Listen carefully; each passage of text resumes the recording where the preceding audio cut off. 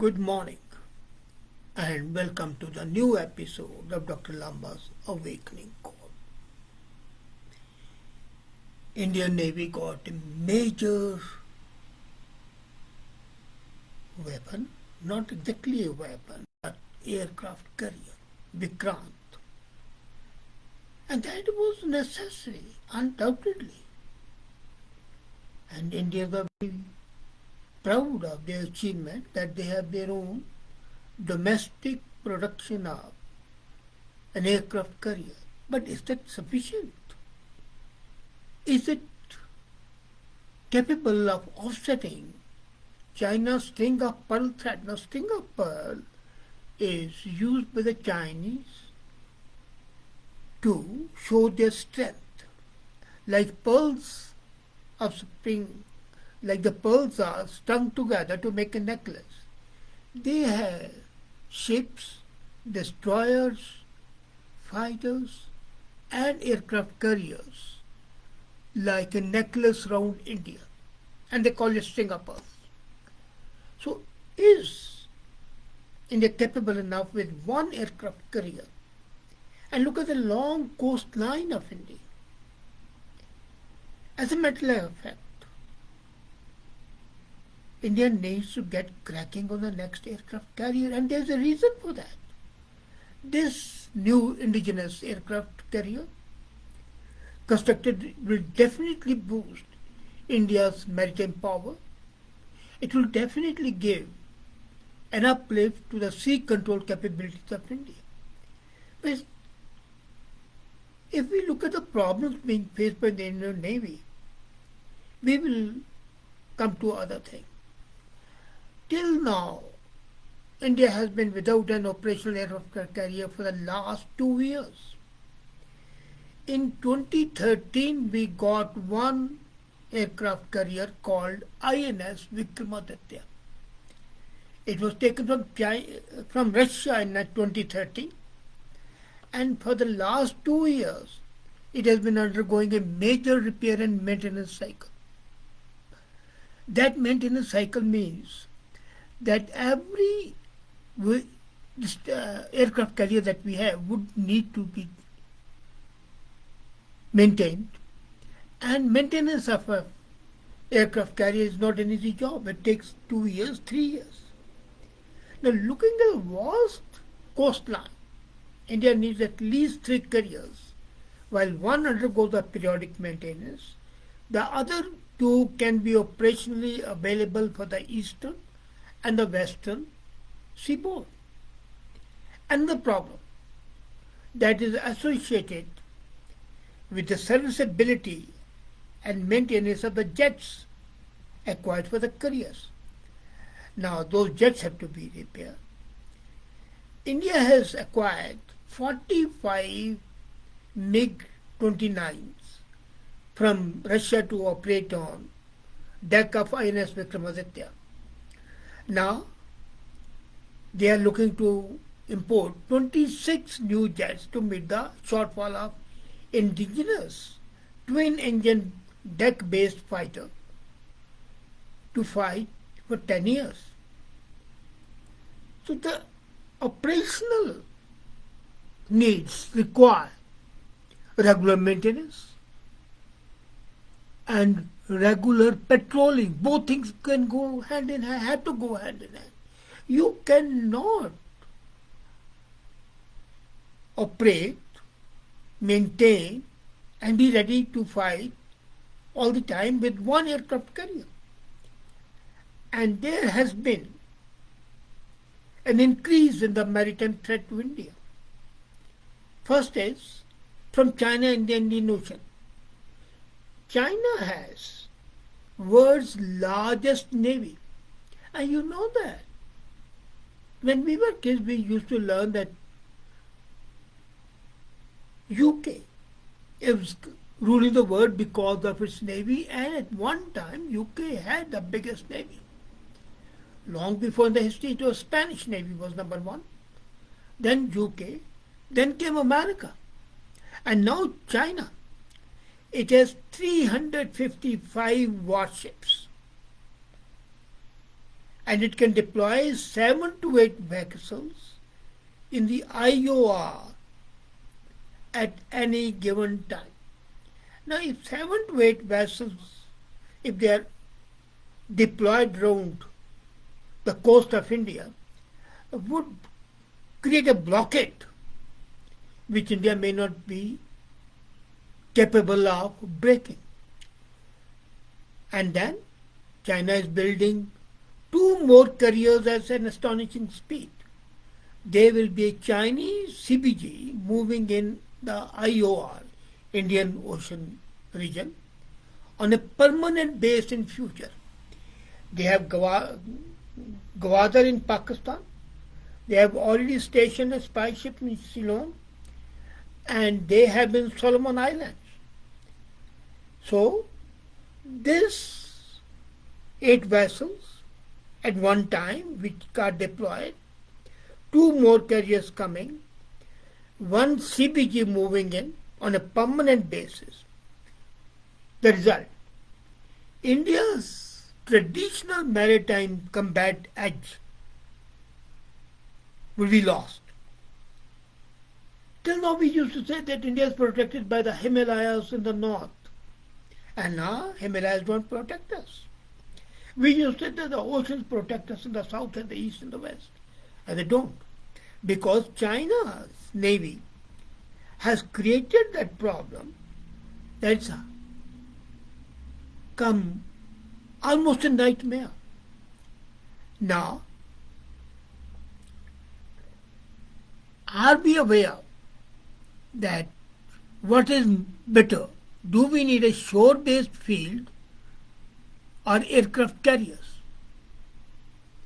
Shore-based fields are important when you are fighting, but when you are fighting in international waters, then the shore-based field may not be sufficient because the time taken for the flight will be too long. But with the aircraft carrier, you are moving at double speed. Now, IOR, Indian Operational Region, is getting increasingly militarized along with the expanding military bases.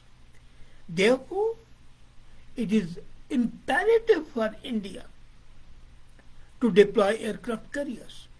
I was talking to some naval officers, admirals, and they agreed with me that, as a matter of fact, one former naval chief told me, and I agree with him, that we should have at least 5 aircraft carriers, 1 in the stock, 2 in the one on the east coast, 1 on the west coast, and 2 in the international waters. They can converge immediately when the need comes there. And fighter jets taking off from the shore-based airfield have a limited combat range. So when they are on the aircraft carrier, the combat range increases. Now CBG, we don't have a single one. You'll be wondering what a CBG is. CBG is a floating airfield capable of moving 500 miles a day. And China is building one. What are we doing? Nothing. Nada. And that's a tragedy. We are always following rather than taking a lead. And CBG, as a matter of fact, along with building an aircraft carrier, we should start building CBGs.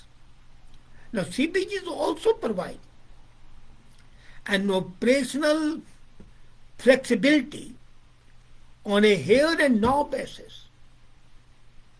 Here and now is more important than taking off from a distance. Right there you are in the midst of the battle and your aircraft can take and start bombing.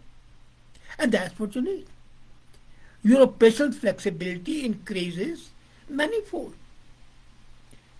And it helps you in many ways. It helps you to have air defense operations.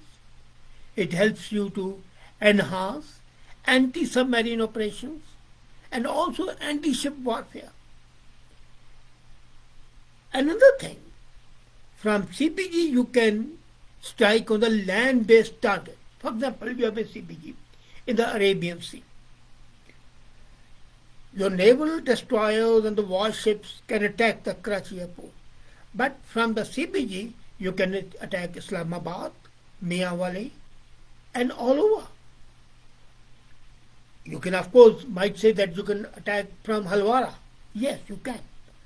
But if you have a multiple attacks to be done, then the CBG is a floating one. And then the CBG can go from one place to another place. After paralyzing Karachi, you can go to Gwadar, paralyze that, move further, come back, and surround the enemy. Land-based airfields, secondly, are vulnerable to preemptive strikes compared to the mobile airfields on CBGs. You cannot move aircraft. I remember in 1965 and 71, both wars, the way we had to evacuate our airfields, and the Pakistan was very happy that they had bombed Ambala, they had bombed Halwara, but they didn't know that there was no aircraft there at all. Aircrafts had been moved. But if we had a CBG, we don't have to do that because CBG can take all its aircraft at the same time. So CBG is in fact an enhanced aircraft carrier. And then CBGs have an inherent capability to prevent emerging threats at the standoff range. It's easy to attack a land base, but difficult to attack a moving place, which itself is capable of having that. Then economy. If we build our own CBG and another aircraft carrier, what's going to be the benefit? One shipyard job leads to the creation of 4 to 6 jobs in ancillary industries.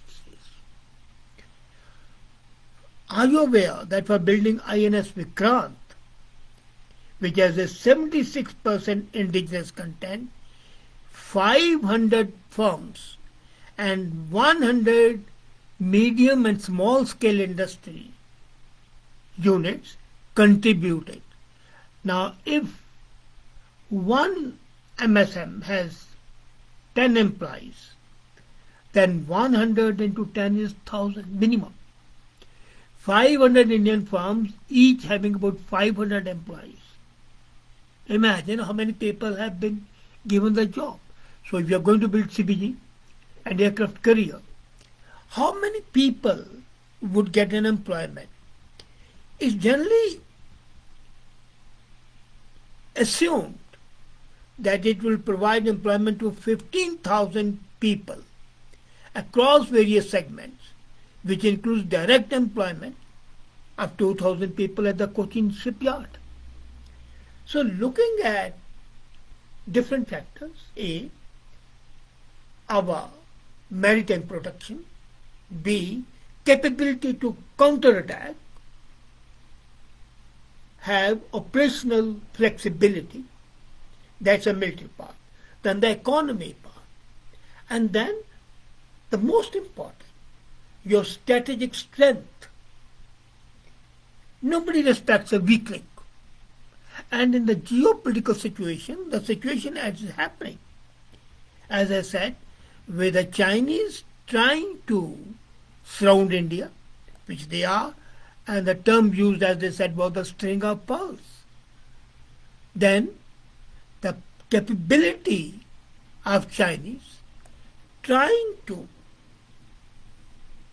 strangulate India economically and militarily, we need to build our naval forces, we need to build our air forces, and when you have an aircraft carrier, when you have CBD, you are building both, because one aircraft carrier would have about right from 55 to 250 aircraft landing there, taking off.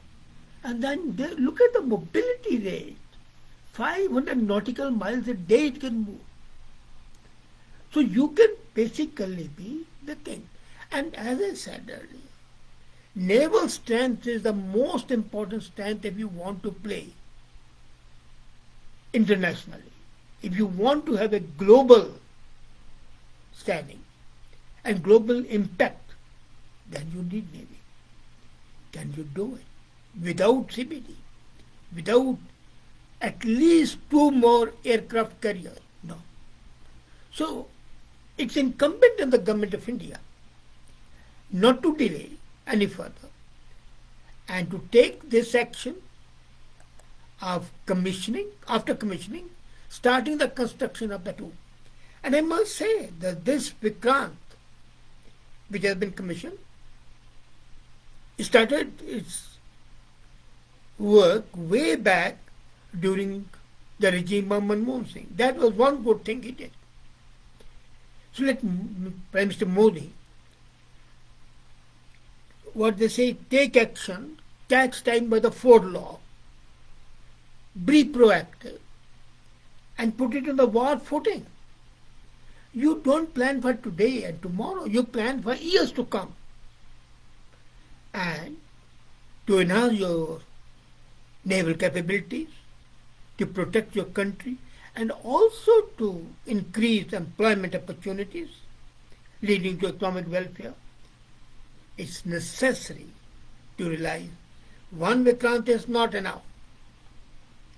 We have to have sufficient aircraft carriers to break this string of pearls and let the pearls scatter. You remember what Drake said after the Spanish Armada was defeated? The winds of God blew the Armada ships away. So we need to break these pearls and scatter them. We don't need them.